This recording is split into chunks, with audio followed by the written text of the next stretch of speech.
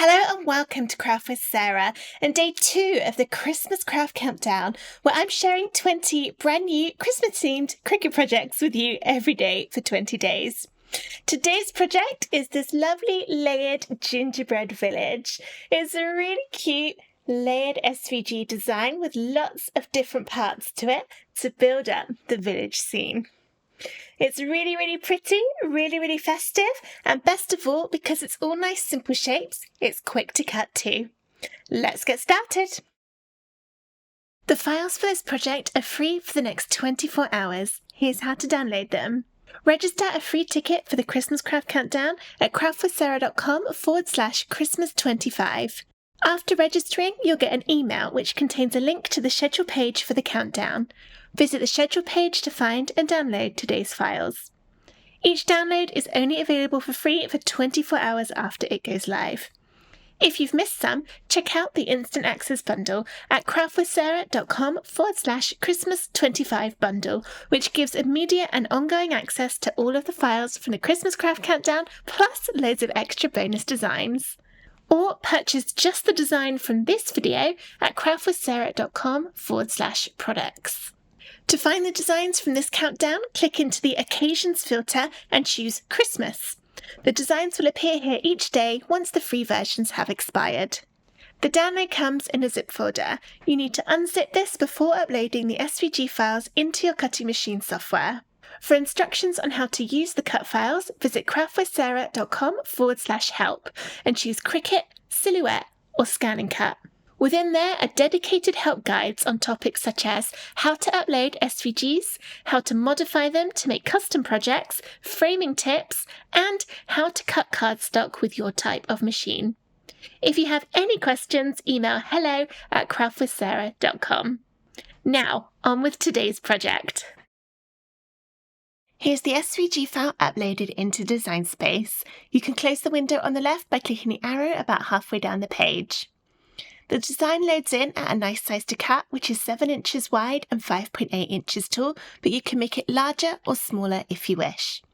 To do that, click the design, and then you can type either the width or the height into the box, and as long as your padlock icon in the middle is closed, the other measurement will change in proportion. If your padlock shows open instead, click it to close it.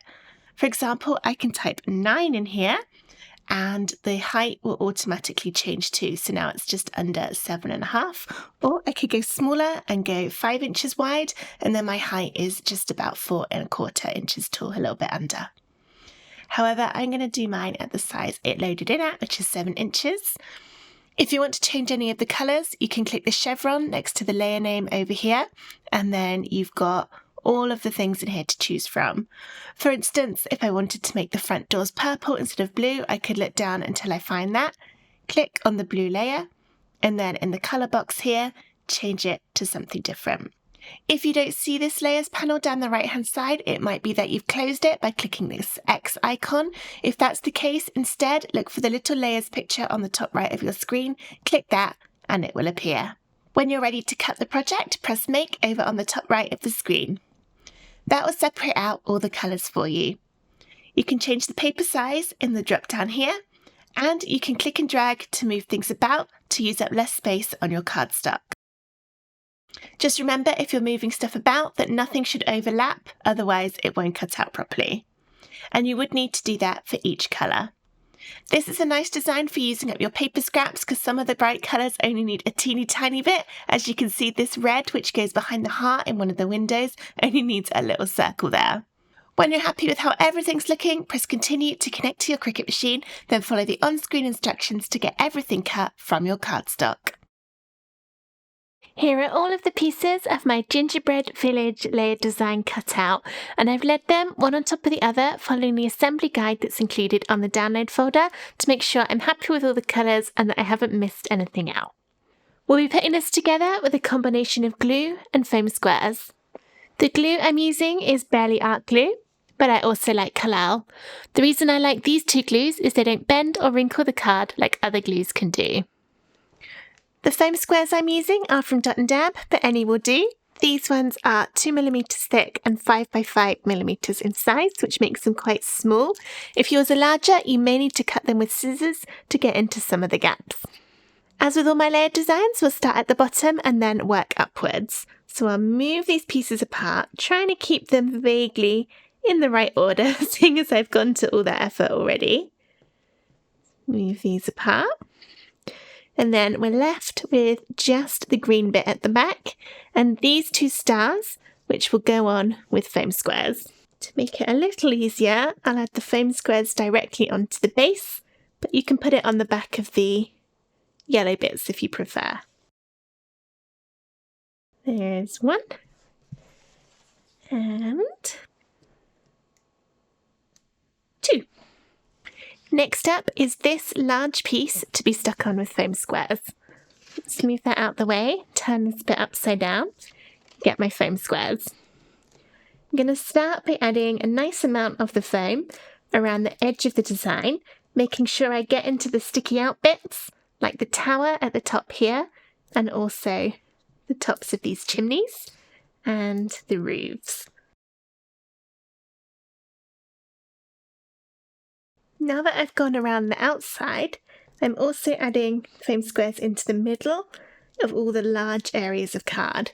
If there was nothing in the middle like these pieces here, you might find that the card sags downwards under the weight of itself, whereas adding some foam squares in the middle means it will all stay nice and level and you'll get a really good 3D effect.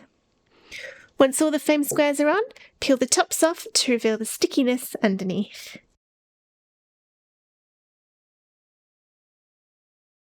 One in, and line it up and then gently drop it down. The reason for gently dropping it is that if you weren't quite happy with the positioning, it hasn't quite stuck yet, it's just been gently placed on, which means you could pick it up and move it if you want to. You see, I've not done a very good job. I can still see some of my green on the left, so I'm going to give it another go. And sometimes you might find it easier to turn it round and stick it on at a different angle so that you can see a little bit better what you're doing. That's looking much neater. Let's push down to get all of those foam squares nice and stuck. Next up is this piece to make the icing for the snow on top of the roof, and this will be done with glue.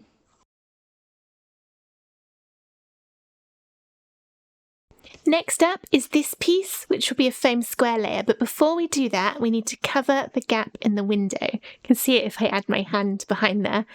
Turn it upside down, and you've got a little brown piece here, and add a little bit of glue around the outside of that window, and then stick that over the top, and then add your foam squares. Once the foam squares are on, peel the tops off to release the sticky underneath. Okay, bring this back in. Line it up and gently drop down. Check you're happy with the positioning, and if you are, push down to stick. That looks good to me. Next up is this cinnamon coloured piece to glue on.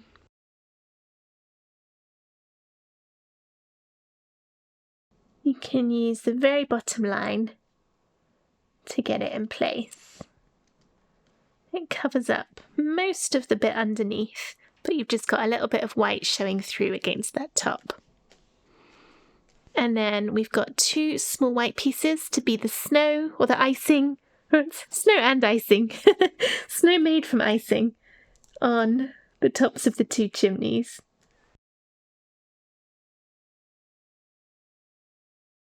Can also do the top bit here. This is made up of 3 pieces. We've got the solid colour first, then the green, and then the white. I'll do the solid one first with foam squares.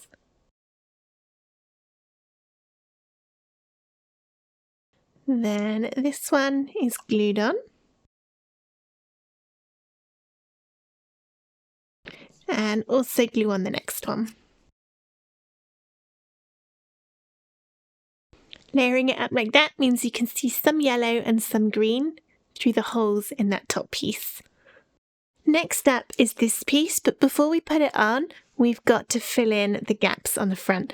Now I've had a slight mishap with mine, and I was putting it together and then I realised I'd stuck something on the wrong way. So I took it all apart, I've recut the pieces I needed again, and now I'm going to record the right way to do it. Okay, so we've got 3 pieces to go on here. There's the brown, the blue, and the white. And first up, glue the white behind the 2 little circles in the blue. Then we're going to glue the blue to the front here.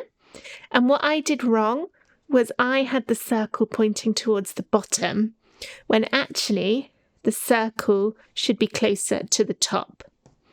So I'm going to do it better this time and get it the right way around.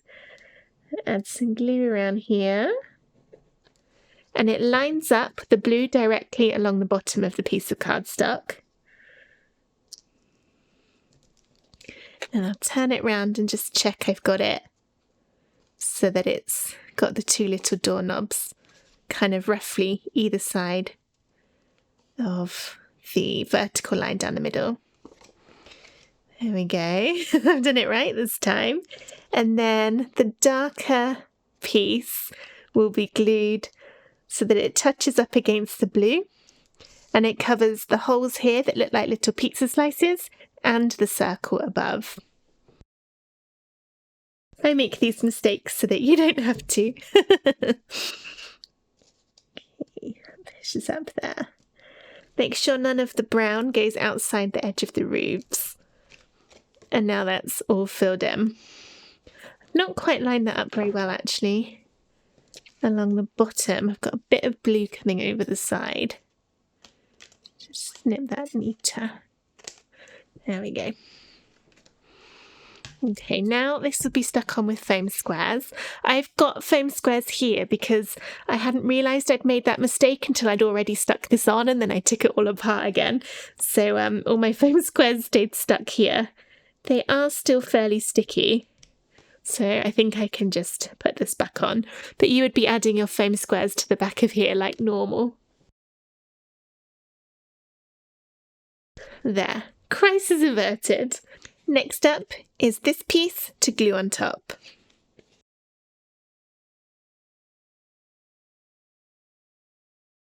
Next up is this piece, but before we stick it on, we need to fill in the doors.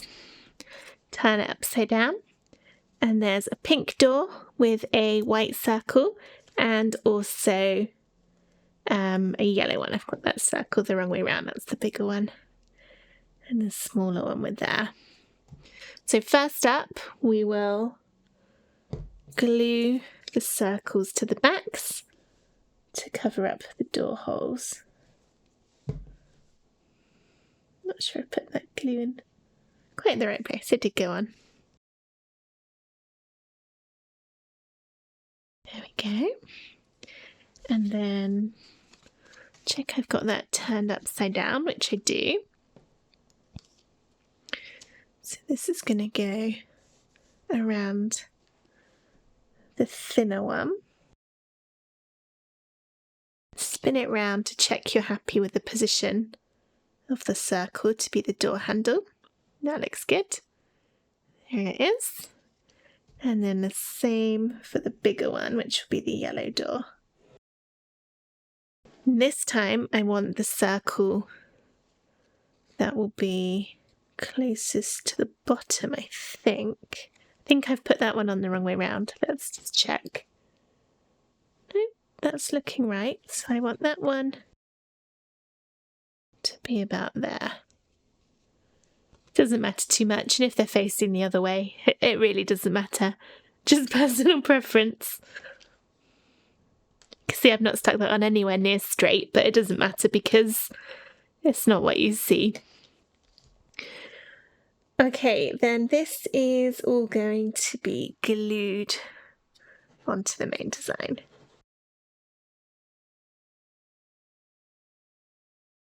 Next up is this white piece, but before this goes on, we've got a red circle to glue behind the heart.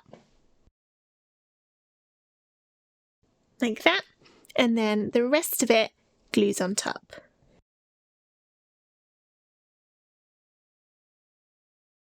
Then we've got the last brown piece, the cinnamon coloured piece, to glue on top.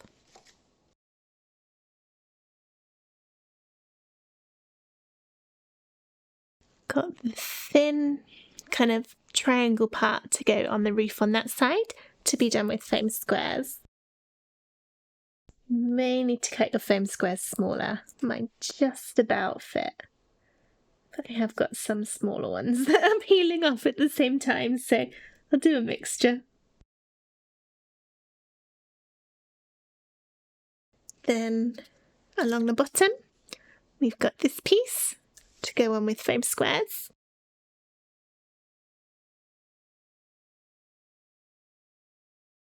The last piece of foam is this yellow one, which will go on the top of our last house.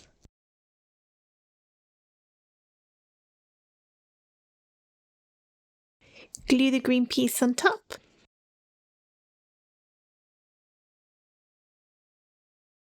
And then the white piece on top of that. And that's it, our gingerbread house. Gingerbread village, I should say, layered design, lots of depth and dimension, is all finished. I love how this came out. It's really Christmassy and cute, and I love the gingerbread theme. I hope you enjoyed this video on how to make this lovely gingerbread village from cardstock. If you did, please give the video a thumbs up and subscribe to my YouTube channel for loads more Christmas projects and free SVGs. I hope to see you again tomorrow for day 3 of the Christmas Craft Countdown, but for now, thank you so much for watching. Bye!